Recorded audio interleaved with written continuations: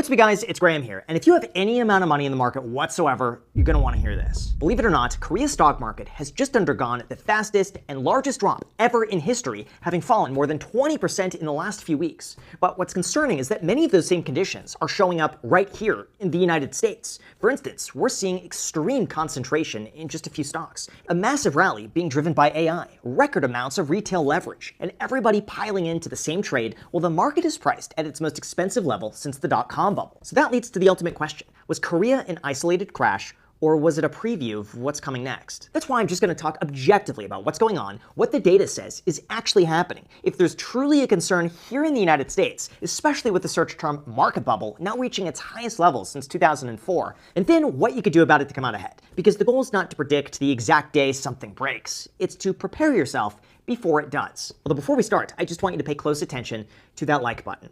See it? It's unsmashed. So I'll make you a deal. If you hit the like button and subscribe, I'll do my best to respond to your comment, as many of them as I can. And as a thank you for doing that, here's a video of Bailey getting a treat. So thanks so much, and also a big thank you to Incogni for sponsoring this video, but more on that later. All right, so in terms of what's happening with Korea's stock market and why so many people are concerned that the United States could experience a similar fate, we need to talk about stock prices. Now here's the thing. Just like we have the S&P 500 here in the United States, which covers the 500 largest publicly traded companies, Korea has what's called the Kospi Index, which for a while was one of the best performing markets on the planet. However, here's where the problem started. Believe it or not, in Korea, just two stocks made up more than 50% of their entire stock market index, which basically meant that their diversified index of stocks was basically just a giant bet on memory chips, which leads to the next problem of leverage. See, earlier this year, Korea approved a product that had never really existed before, and that was a 2x single stock leveraged ETF. And in the first few months, 13.8 trillion won was chasing a rally that had already tripled. But then regulators stepped in. On June 22nd, Korea's top financial regulator publicly warned that the leveraged products had become dangerously overheated, and even said he wished he had blocked those ETFs from ever launching, which led to a frantic and dramatic sell-off, where chip stocks fell, but because they were leveraged, it forced margin calls, forcing even more sales, forcing the price to fall even further, forcing even more sales. The sell-off was basically so quick that regulators have now even banned single-stock leveraged ETFs entirely and tripled the minimum deposit just to trade the existing ones. However, that's still not the entire picture, because Korea's crash required 5 ingredients: extreme concentration, a massive preceding rally, leveraged retail speculation, foreign selling, and doubts about AI. And when you go down that list, it is eerily similar to what we're experiencing today in the United States. So how close are we to a similar setup? Well, to answer that, we need to talk about the AI bubble. As of right now, the S&P 500 is sitting around 7,400, which is about 8% higher than it was at the beginning of the year. So on the surface, everything looks fine. But once you begin digging deeper, things get quite a bit interesting, with the first being number 1, concentration. When it comes to this, the concern is that valuations are just growing so much that the largest 10 stocks now make up roughly 37% of the entire S&P 500. Nvidia and Apple alone are almost 15%, and information technology as a sector is 38%. Now, is that as bad as Korea's 2 stocks at 50%?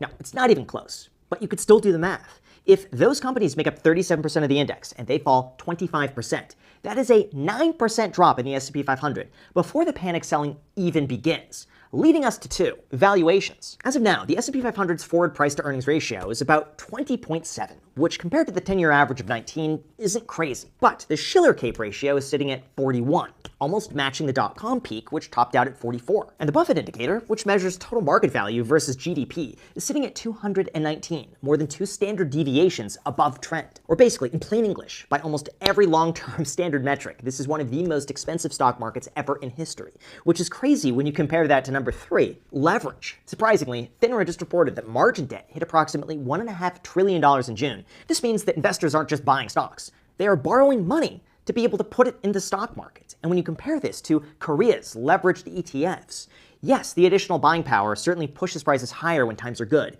but it's also that much more brutal when prices eventually do fall. Taking us to 4th, sentiment. Now, what's crazy to me is that professional money managers are only holding about 3.6% of their portfolio in cash, which is basically all in on equities. So positioning is kind of maxed out and nobody's hedged. And finally, 5th, we have insider selling. Believe it or not, right now, US insiders are selling stocks at the fastest pace in history and are buying at only half the amount they normally do. Of course, in fairness, insiders do sell stocks for a million reasons. It could be hedging, taxes, diversification. Some of it's pre-planned in advance. They can't help it, so it's not a smoking gun. But when you combine that with everything else, including record high valuations. It's not exactly a vote of confidence either. That's why in order to understand what's most likely going to happen next based on the data, it's important to talk about where corporations are investing their own money. Because while retail traders are basically YOLOing it all into the markets,